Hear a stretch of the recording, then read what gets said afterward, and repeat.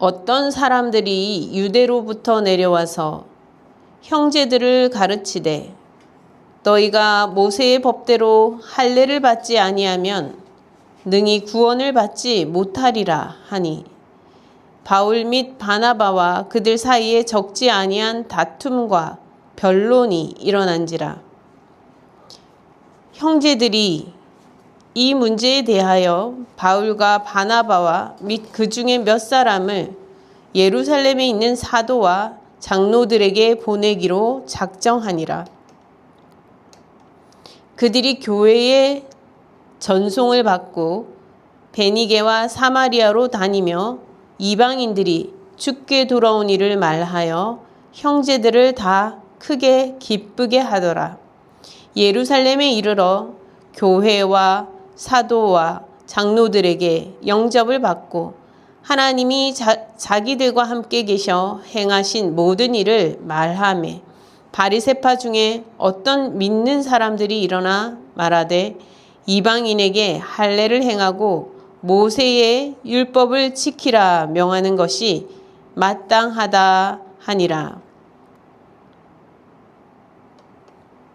사도와 장로들이 이 일을 의논하러 모여 많은 변론이 있은 후에 베드로가 일어나 말하되 형제들아 너희도 알거니와 하나님이 이방인들로 내 입에서 복음의 말씀을 들어 믿게 하시려고 오래전부터 너희 가운데서 나를 택하시고 또 마음을 아시는 하나님이 우리에게와 같이 그들에게도 성령을 주어 증언하시고 믿음으로 그들의 마음을 깨끗이 하사 그들이나 우리나 차별하지 아니하셨느니라. 그런데 지금 너희가 어찌하여 하나님을 시험하여 우리 조상과 우리도 능히 매지 못하던 멍에를 제자들의 목에 두려느냐. 그러나 우리는 그들이 우리와 동일하게 주 예수의 은혜로 구원받는 줄을 믿노라 하니라. 아멘. 사도행전 오늘 15장 말씀입니다. 앞서 13장, 14장에서 바울과 바나바가 1차 전도 여행을 다녀오면서 지나와 마무리하는 부분들을 보았습니다. 이렇게 이제 안디옥 교회에 도착해서 안디옥 교회에서 하나님의 말씀을 전하였던 그 기쁨을 함께 나누고 그렇게 함께 말씀을 또 전하면서 지내게 되는데요. 여기에서 오늘 말씀을 전하는 과정 가운데 유대에서 온 이들이 다른 말씀을 전하는 과정이 발생하면서 변론이 생기는 이야기가 등장하고 있습니다.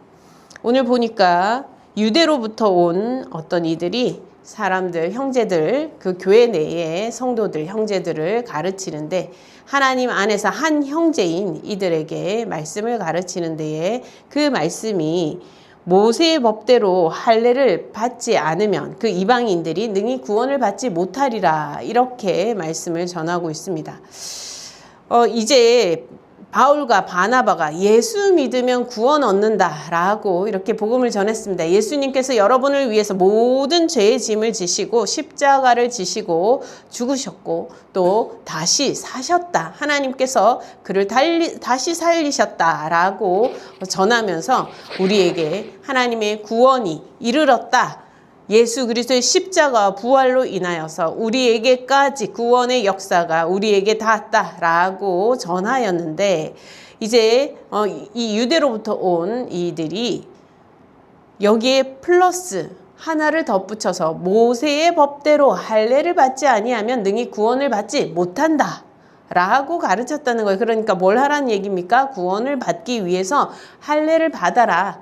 이제 우리 유대인들이 유대인들이 이렇게 하나님의 백성으로 살아올 때 율법을 지키면서 살아왔는데 너희가 이 공동체 안에 들어오려면 믿음의 공동체, 하나님을 믿는 믿음의 공동체 안에 들어오려면 모세의 율법을 지켜서 그러니까 할례 받는 것, 이것이 가장 중요하다. 지금 이것을 빼놓고는 구원을 받지 못한다라고 이야기하고 있었던 것입니다. 이것은 굉장히 큰 다툼과 변론을 일으키게 되었는데요. 바울과 바나바가 예수 그리스도 가운데 구원이 온전히 실현되었다라고 전하는 예수 믿고 구원 얻는다는 그러한 이 내용과 다른 내용이 되면서 어느 쪽이 구원을 받기 위해서 이렇게 그럼 이방인들이 할례를 받아야만 하느냐, 아니면 받지 않아도 예수 믿으면 구원을 얻는 것이냐, 예수님의 십자가의 그 구원의 역사가 우리에게 고스란히 우리에게 그 은혜가 미치는 것이냐라고 하는 것에 대한 다툼과 변론이 아주 크게 일어났음을 볼 수 있습니다. 여기서 이 다툼이라는 단어가 그냥 옥신각신 몇 사람이 앉아서 그냥 막 이렇게 옥신각신 하는 정도의 이야기가 아니라, 누가복음 23장에 바라바가 그 밀란을 일으켰다. 정말 그 완전히 뒤집어 놓는 그러한 밀란이 일어나는, 소요하는 그런 때 사용하는 단어로 같이 사용되고 있습니다. 그래서 그만큼 교회 안을 발칵 뒤집어 놓는 지금 그런 상황이 벌어지고 있었다는 것이죠. 안디옥 교회가 정말 이 복음을 전도하고 선교하는데 중요한 요충지가 되지 않았습니다. 아주 복음을 전하는 그 선교사들을 파송하는, 바울과 바나바를 파송하는 귀한 그런 일들을 맡아서 하였습니다. 그럼에도 불구하고 이 다른 교회에 복음을 전하는 그 중심 역할을 하는 아주 그런 중심된 교회라고도 할 수 있는데, 그런 교회 내에서 지금 오히려 지금 다툼과 분쟁으로 교회가 이렇게 하다가는 나뉠 수도 있을 만큼 그런 위기로 몰려가고 있는 상황이 된 것이죠. 여러분, 오늘 말씀을 우리는 잘 기억해야 합니다. 우리의 신앙생활 하는 데 있어서도 이 말씀이 우리에게도 아주 중요한 말씀이라고 할 수 있습니다. 우리도 믿음 생활하면서 예수를 믿는 믿음으로 구원을 얻는, 예수님의 그 십자가의 구원의 사건을 통하여서 우리가 구원을 받았다라고 믿는 믿음으로 우리가 구원을 얻는 것인지, 그 믿는 믿음 안에서 구원의 역사가 있는 것인지, 아니면 그래서 우리가 예수님을 그러니까 믿으니까, 우리가 어떻게 예수님을 믿고 하나님을 믿기 때문에 그럼 우리가 어떻게 해서 우리가 더 선한 일들을 해서 우리가 구원을 얻는 것인지, 우리도 착각하지 말아야 한다는 것입니다.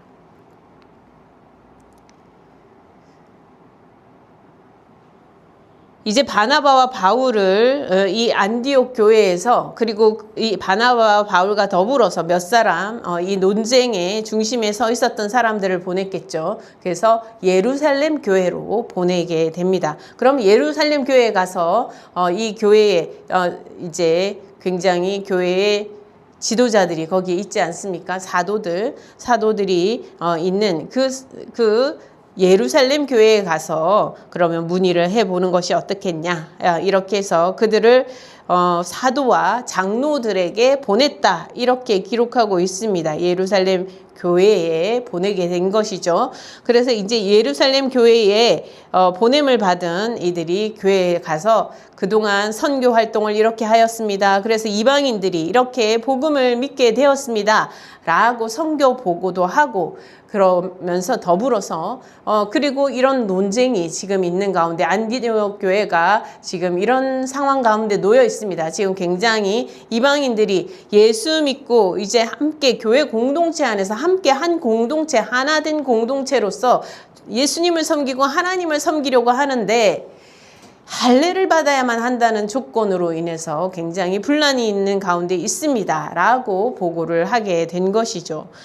선교 보고를 하는 가운데에서는 모두가 함께 기뻐합니다. 하나님께서 이렇게 선교를 가게 하시고, 그리고 또 그 모든 과정을 인도해 주시고 돌아오게 하시며, 또 그 가운데 복음의 역사가 그곳에서 전해지고, 그래서 이방인들이 예수 그리스도를 믿게 되는 그 놀라운 이야기에 대하여서 정말 함께 기뻐하고 즐거워하는 것을 볼 수가 있습니다.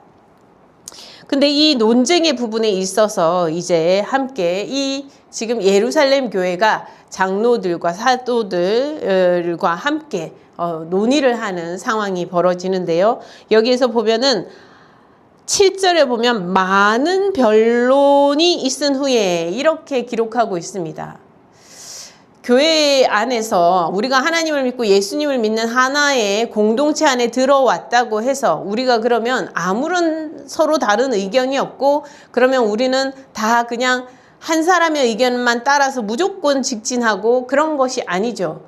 하나님의 말씀의 뜻이 무엇인지 함께 이야기하고 함께 생각하고 기도하면서 나아가는 가운데 있습니다. 그래서 사도들과 장로들도 그 주제에 대해서, 이 안디옥 교회에서 서로 다른 의견에 대해서 지금 다르게 주장하고 있는 것에 대해서 함께 이야기를 하는데, 그러면 그 이야기를 듣고 그럼 베드로 한 사람이 딱 나와서 그러면 이렇게 땅땅땅 이렇게 되는 겁니다 라고 그냥 지시하는 것이 아니고, 많은 변론이 있은 후에 라고 이야기하고 있습니다. 그런 후에 베드로가 일어나서 정리를 하는 것입니다.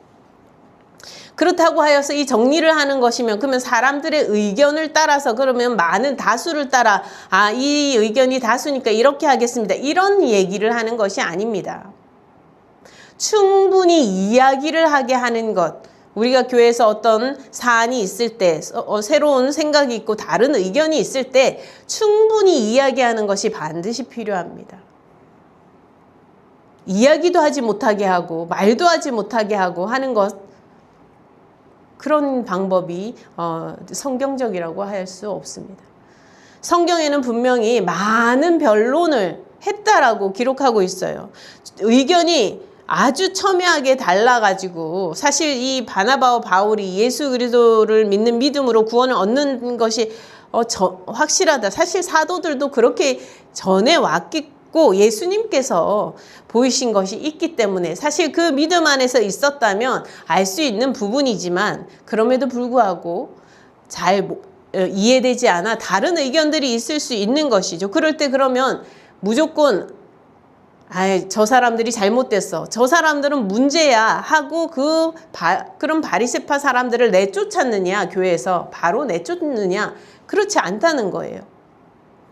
그 문제에서 충분히 논의하고 서로 얘기할 수 있게 하고, 또 그렇게 하면서 정말 하나님의 말씀이, 하나님의 뜻이 어떻게 이루어져 가고 있는지를 이야기하는 그 과정을 겪으면서 정말 하나님의 말씀을 향하여 나아가려고 했다는 것이죠. 그래서 이제 베드로가 일어나서 정리하듯이 이야기합니다. 하나님이 이방인들에게도 복음을 전하게 하셨다. 내가 고넬료의 가정에 가서 복음을 전하게 하신 것 다 알지 않느냐.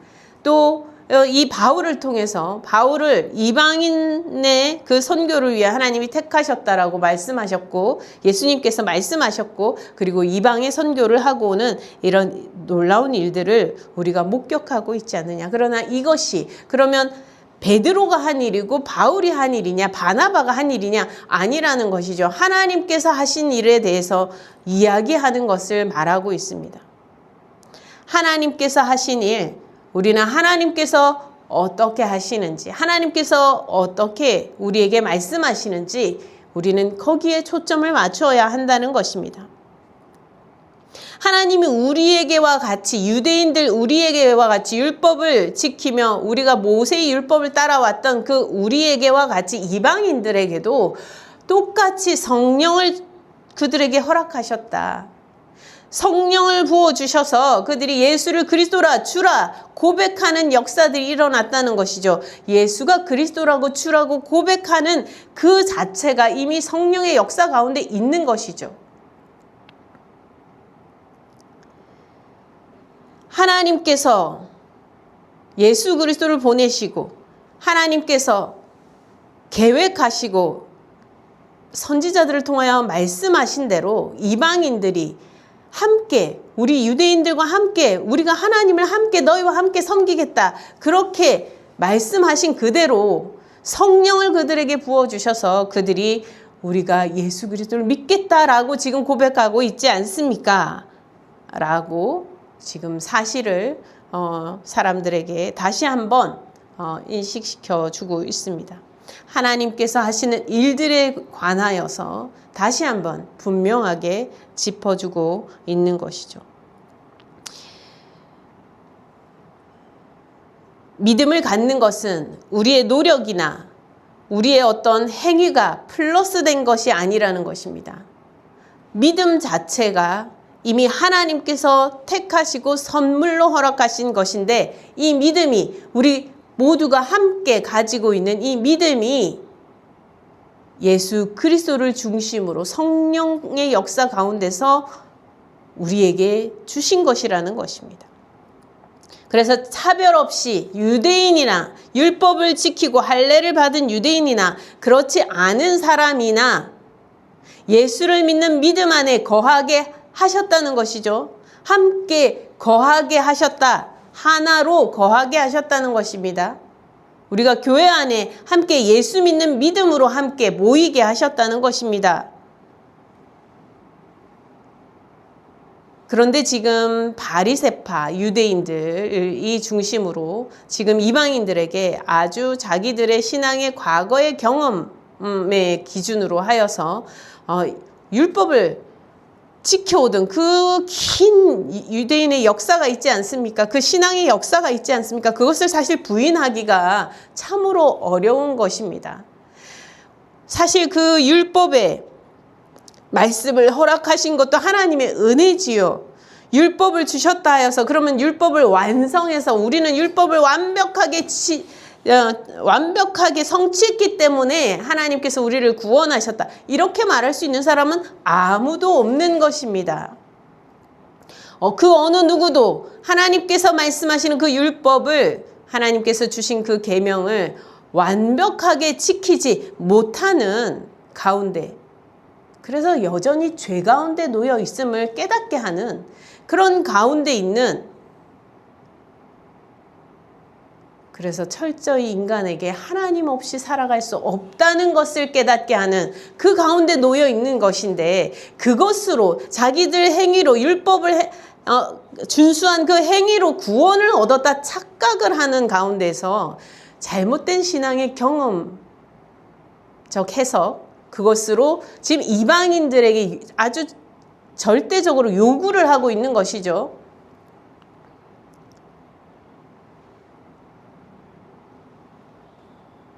그래서 베드로는 이렇게 이야기합니다. 우리 조상과 우리도 능히 매지 못하던 멍에를 제자들의 또 목에 매려고 하느냐.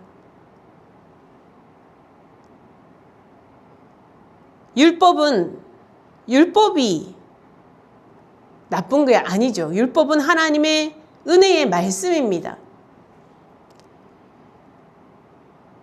그러나 그 율법을 지키면서 얼마나 인간이 부족한지, 얼마나 내 자신이 처절하게 하나님 앞에 부족한 자인지 끊임없이 경험할 수밖에 없고 깨달을 수밖에 없고 고백할 수밖에 없는 그러한 것인데 그래서 마치 멍에처럼 도저히 벗을 수 없는 그 멍에 아래 놓여 있는 것을 경험하게 되는 것인데 그것이 무슨 자기들의 영광스러운 면류관이라도 되는 것이냐.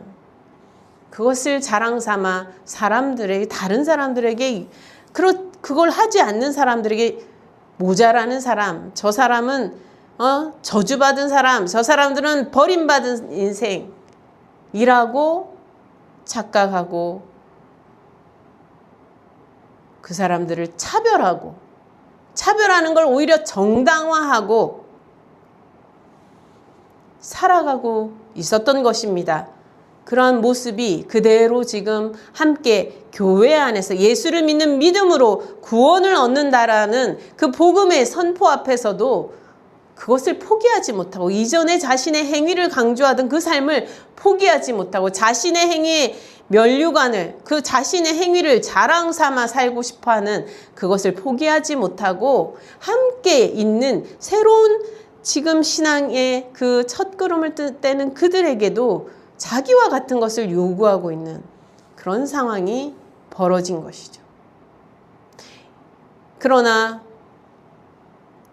이러한 가운데 아닌 것은 아니고 긴 것은 긴 것입니다. 하나님의 말씀에 합하지 않은 것은 구분해 내어야만 하는 것입니다.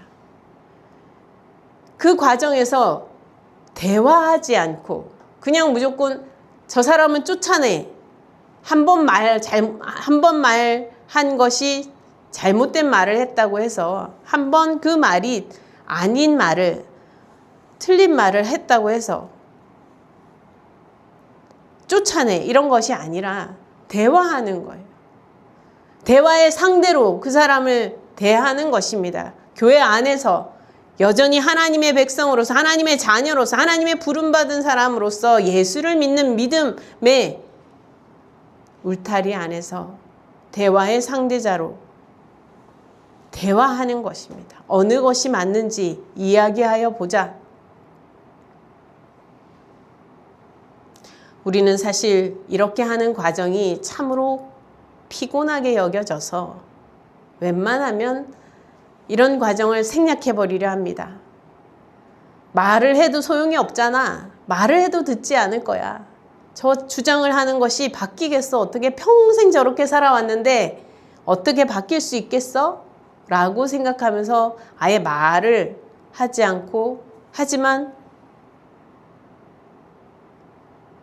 속으로는 멸시하고 속으로는 비방하고 비난하고 아니 아예 대놓고 할 수도 있죠.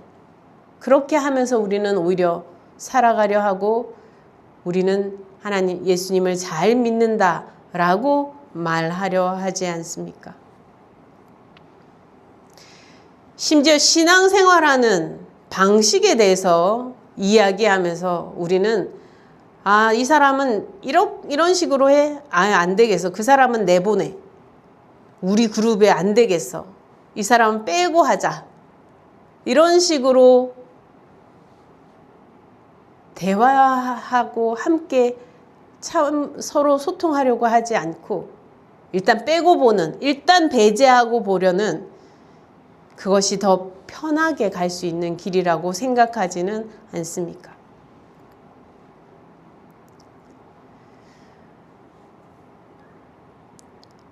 대화를 하지만 그 대화의 중심은 항상 예수 그리스도의 복음이 있어야 합니다. 하나님께서 하시는 일이 하나님께서 어떻게 일하시고 하나님께서 어떻게 말씀하시고 예수님께서 어떻게 말씀하셨는지 우리는 거기에 여전히 초점을 맞추어야 하는 것입니다. 성령께서 함께하여 주시는 것에 우리는 초점을 맞추어야 하는 것입니다.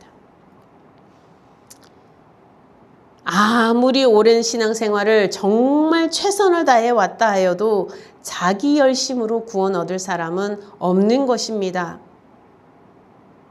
그러니 우리 조상도 또 우리도 능히 매지 못하는 그 멍에를 다른 사람에게 씌우려 하지 말아야겠습니다. 11절에 그러나 우리는 그들이 우리와 동일하게 주 예수의 은혜로 구원받는 줄로 믿노라. 이렇게 베드로가 고백하고 있습니다. 결국 우리의 소통은 무엇입니까? 믿음의 고백이 되어야 하는 것입니다. 우리의 교회 안에서의 소통은 참된 믿음의 고백으로 나아가는 그러한 소통으로 모아져야 하는 것입니다. 어떤 고백이 참된 고백 방향인지 하나님에 대한 올바른 고백인지 그 고백을 찾아 나아가는 것입니다. 내 행위를 주장하는 것이 올바른 믿음의 고백인지 아니면 정말 주 예수 그리스도의 은혜만 하면 충만한 그러한 은혜라 고백하는 것이 그게 구원의 충분 조건임을 고백하는 것이 참된 고백인지 그 고백을 찾아 나아가는 것입니다.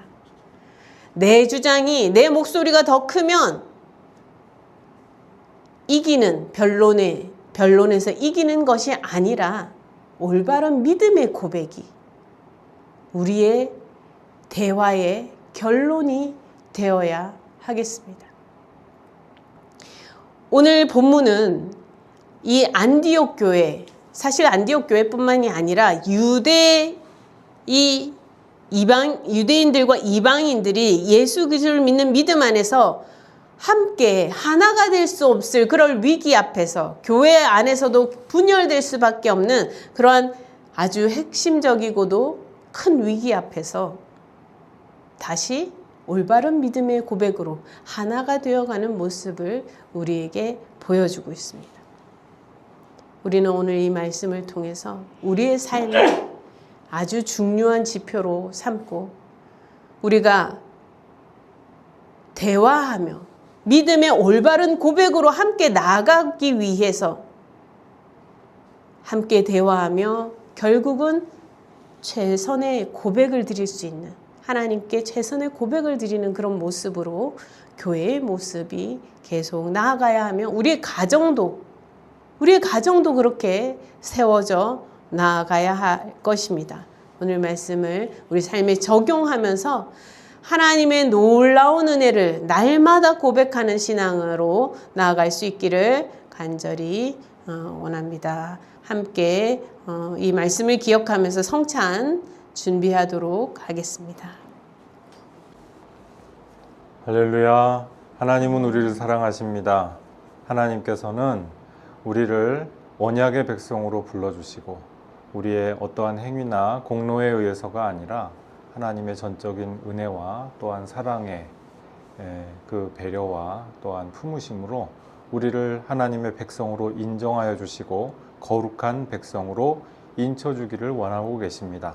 그래서 우리 믿음의 자리는 우리의 어떤 공로나 어떤 능력이나 우리의 역량 때문에 우리가 이 자리를 허락받은 것이 아니고 우리가 그만큼 뭐를 잘했기 때문에 상처럼 받아 누리게 되는 공로나 특권 같은 것도 아닙니다. 온전히 하나님께서 우리에게 은혜와 사랑으로 베풀어 주시는 값없는 은혜임을 우리가 기억하여야 하겠습니다. 주께서 잡히시던 날 밤에 떡을 들어서 감사기도 드리시고 떼어서 제자들에게 나눠주시며 말씀하셨습니다. 이것은 나의 몸이다. 너희가 받아 먹으라.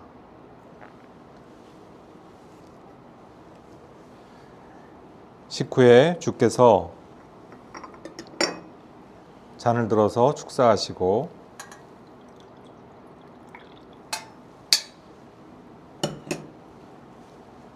제자들에게 나눠주시며 말씀하셨습니다. 받아 마시라. 이것은 너희를 위하여 흘리는 나의 피다. 이 새 언약의 피를 통하여서 너희가 새로운 생명을 얻게 될 것이다. 우리가 이 성찬을 거행할 때 이 사건 가운데에서 우리는 주님의 십자가와 부활의 사건을 인정하고 고백하고 또 세상에 선포하는 일을 하는 것입니다. 우리가 주님의 살과 피를 믿음으로 먹고 마실 때 우리가 하늘나라에 직접 연결이 되고 또 부활하신 주님으로부터 새 힘을 받아 누리게 되는 놀라운 기적이 우리 가운데 일어나게 됩니다. 우리가 이것을 믿음으로 기억하며 우리가 받아 마시는 포도주와 그리고 이 받아 먹게 되는 이 떡이 그냥 물질적인 포도주와 떡이 아니라 하나님께서 그 가운데에서 우리에게 공급하여 주시는 새로운 주님의 살과 피로 변모하게 된다고 하는 것을 우리가 믿음의 눈으로 식별할 수 있기를 주님의 이름으로 축복합니다. 우리 이제 다 함께 나오셔서 우리 성찬 함께 하시겠습니다. 하나님, 우리가 이 땅에서 살면서 육신의 양식으로만 사는 것이 아니라 생명의 양식으로 살아감을 고백합니다. 예수 그리스도의 살과 피로 우리가 살아가고 있음을 알게 하옵소서. 참된 믿음의 고백을 드릴 수 있기 원합니다. 하나님, 우리 교회가 서로 주 안에서 소통하게 하시고 참되게 서로를 대화의 상대로 서로를 보듬으며 예수 그리스도의 말씀 가운데 하나로 모여들게 인도하여 주시옵소서. 온전한 하나님의 말씀 앞에 믿음의 고백으로 나아가는 한 걸음 한 걸음 되게 인도하여 주시옵소서. 예수 그리스도 이름으로 기도드립니다. 아멘. 아멘.